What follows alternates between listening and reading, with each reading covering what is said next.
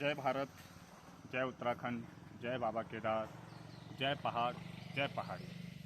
आज दिनांक 21 जून 2025 और जैसा कि आप सभी को मालूम है कि अभी उत्तराखंड में जो है त्रिस्तरीय चुनाव की जो है हवा बह रही है।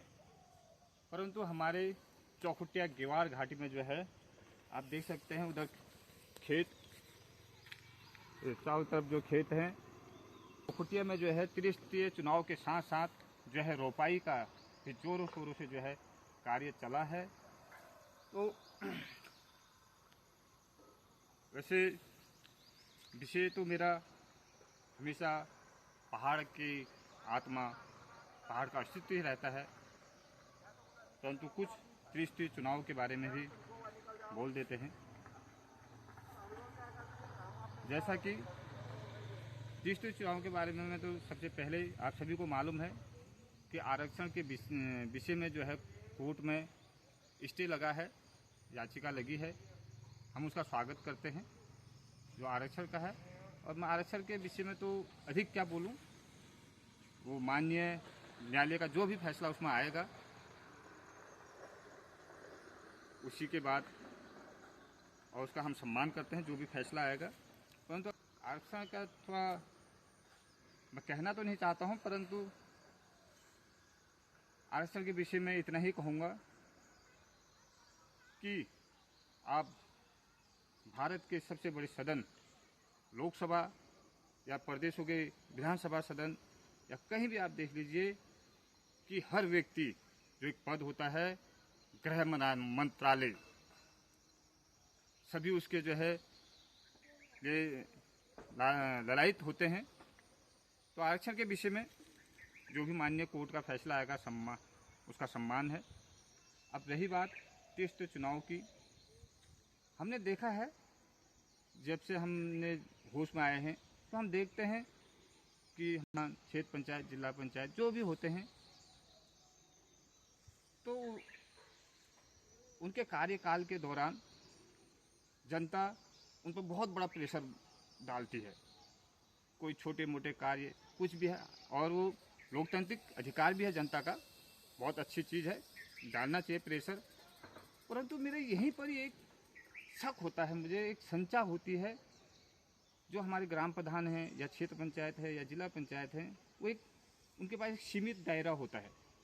किसी के पास गांव तक का विकास का या क्षेत्र का या जो भी है सीमित दायरा होता है, और हम ही लोग उनके ऊपर बहुत बड़ा प्रेशर डालते हैं कि आपने ये विकास नहीं किया, आपने उस ग्राम प्रधान ने ये नहीं किया, जो भी है।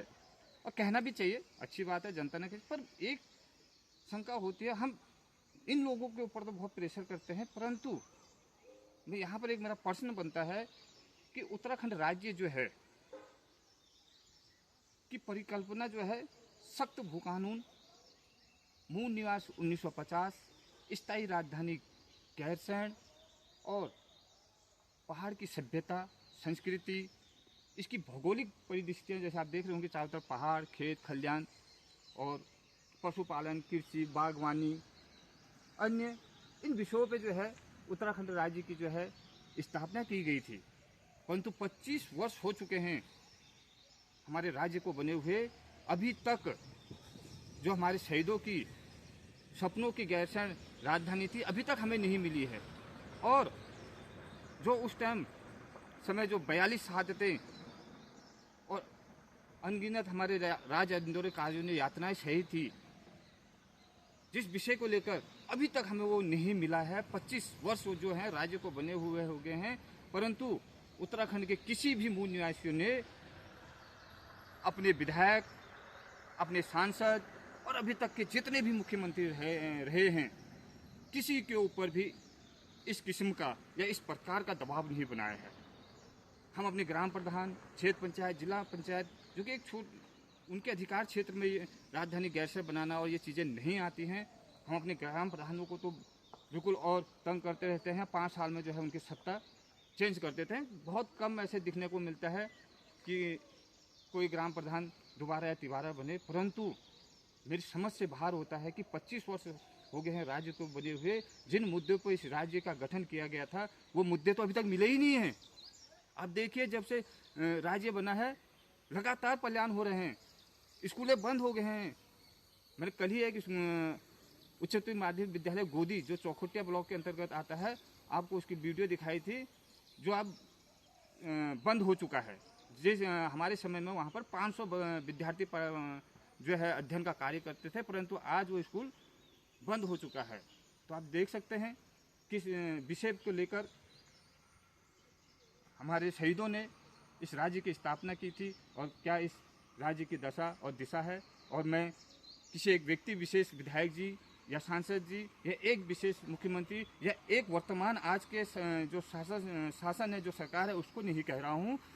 मेरा ये पर्सन है, जब से उत्तराखंड राज्य बना है तब से लेकर अभी तक जितने भी विधायक रहे हैं, जितने भी मुख्यमंत्री रहे हैं और जितनी भी सरकारें रही हैं, इन सब से हमने प्रश्न करना चाहिए था कि किस उद्देश्य से हमने राज्य की मांग की थी और राज्य कहाँ जा रहा है। तो ये विचार करना पड़ेगा और जनता को भी अपना दोहरा चरित्र नहीं करना पड़ेगा, क्योंकि जब हम अपने ग्राम प्रधान क्षेत्र में चाहे जिला पंचायत, कहना चाहिए, विरोध करना चाहिए, आवाज़ उठानी चाहिए, परंतु जिस जगह जिस सही स्थान पर हमने आवाज़ उठानी चाहिए वहाँ हम आवाज़ नहीं उठाते हैं, क्योंकि हम छोटी मछलियों को जो है शिकार बनाने की कोशिश करते हैं, बड़ी मछलियों को हम छोड़ देते हैं।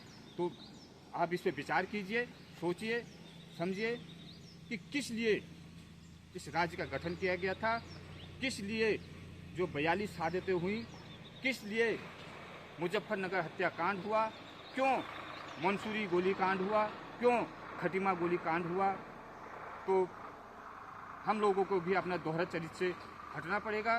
जब हम अपने ग्राम प्रधान, क्षेत्र पंचायत, जिला पंचायत जो भी हैं, एक बार के बाद उनकी दूसरी बार उनको हम सत्ता में नहीं आने देते हैं या उनको पद नहीं देते, बहुत कम चांस होते हैं कि जब दोबारा ये लोग अपने पदों पे आते हैं, तो हम बार बार उन विधायकों को, उन सांसदों को, और मैं आज की नहीं कह रहा, मैं 25 साल पहले जब से राज्य की स्थापना हुई तब से लेकर आज तक के विधायक जी, सांसद जी और मुख्यमंत्री महोदय और जो भी सरकार में रहे, क्यों नहीं हमें शहीदों की आत्मा, स्थायी राजधानी गैरसैंण मिली, क्यों नहीं हमें सख्त भू कानून मिला, क्यों नहीं अभी तक हमें हमारा मूल निवास जो पहले था उसे भी हटा दिया, क्यों नहीं जिसका हम अधिकार रखते हैं 5वीं अनुसूची वो हमें नहीं मिली, और अन्य ऐसे विषय हैं।